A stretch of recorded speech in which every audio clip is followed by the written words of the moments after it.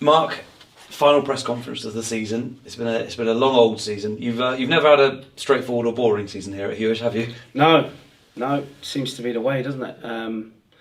But no, it's been an eventful season. We've done all right, and if we can finish it off in style, then gives us something to look forward to going into the summer with next season in mind. What do you think has cost you ultimately finishing higher up this season? We've had conversations about injuries before. I mean, how big a toll did they take in that central part of the season? Well, fans don't want to hear about injuries, do they? But we had the core ripped out. But I'm sure there's lots of teams can say that. But I think if you really dust it down, we haven't scored enough goals.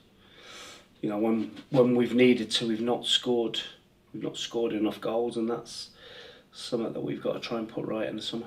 Well, yeah, Aaron Jarvis coming back and playing a role against Sutton was obviously a lovely moment, and hopefully something that will lead to goals for next season. Yeah, Jarv will be Jarv get 15 goals, but if you can keep him fit, he will create you a lot more. With regards to the season as a whole, what do you feel you've learned about your squad over the last 9 months or so? I think you're always learning little bits, and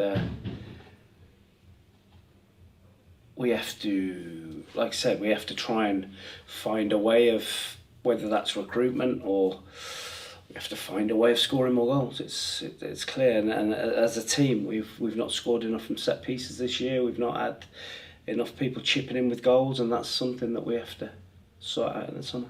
A fully fit squad, do you feel that the core is there to build around and to push on towards hopefully the playoffs next season? Yeah, there is a key group of players there that have that are well good enough to compete, as we showed at the start and mid part of the season. We were up and around the playoffs, and if we can keep that tight and add some real quality to it, then we can be really optimistic about next season. I realise we have no idea at the moment with regards to the ownership situation, and that's limiting you in terms of what you're able to do behind the scenes. But in an ideal world, over the course of the summer, how many players would you be looking to bring in? We have to see. Like I say, I can't give any definitives at the minute. And in terms of players that are out of contract, and we're in a position where we're in a bit of limbo, and we have to wait to see what happens. So it could be a really good summer. It could be a really long summer. We'll have to wait and see. But we need to add 6 or 7 players probably, like you probably do most seasons. But those, depending on where we are financially, ideally I'd like them to be real quality players that can help us score some more goals. I'm guessing in an ideal world that you'd like to extend Harry Kite to stay here if that was feasible as well.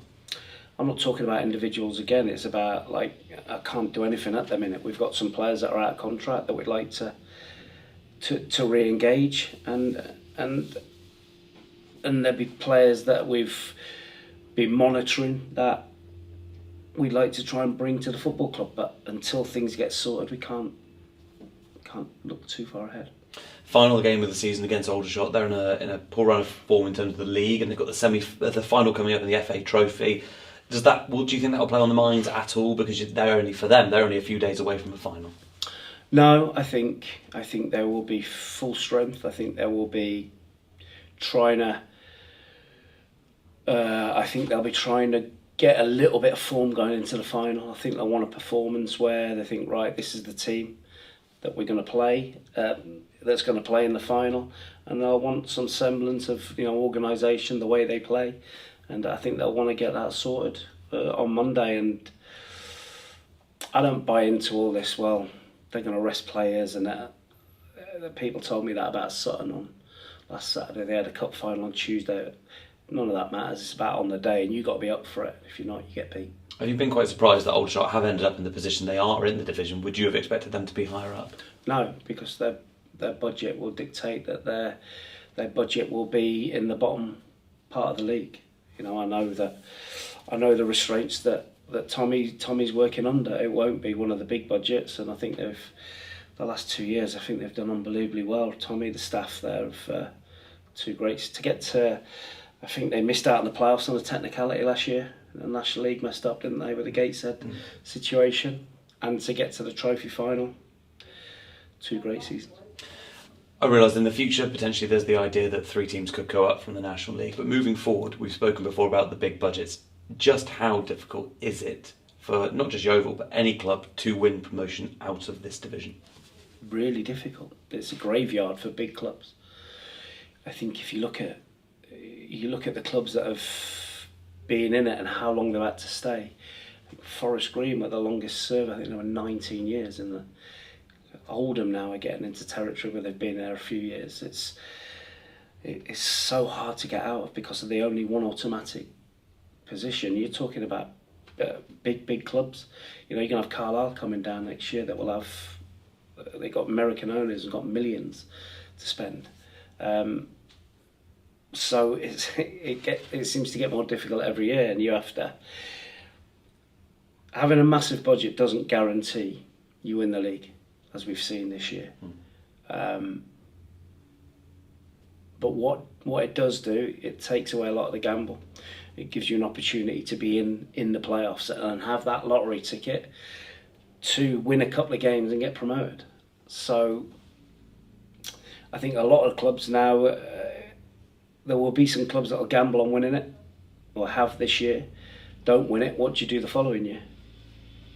Do you not gamble and you lose half your play? So you have to be careful. It's unless you can afford that massive gamble, I think it has to be an organic sort of growth and try and build your club and hope that you have a really good year, you get in the playoffs and you win them, and